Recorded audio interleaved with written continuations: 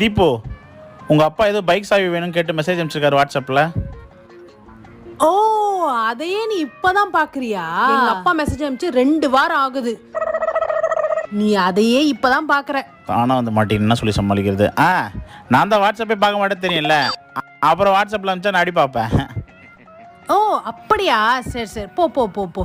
Okay போறேன். வைக்கிறேன்டா உனக்கு ஆப்பு. Hello, Sudha, உடனே ஹஸ்பண்டுக்கு மெசேஜ் அனுப்பு, இந்த மாதிரி நாளைக்கு ஃபேமிலியோட வீட்டுக்கு வரோன்ட்டு. சரியா? நீ அனுப்ப, நான் சொல்கிறேன். சரி சரி சரி சரி, நான் வைக்கிறேன். 1 2 3 4. தீபு, நாளைக்கு காலைல சுதா வீட்டுக்கு வரலாம் 9 o'clock.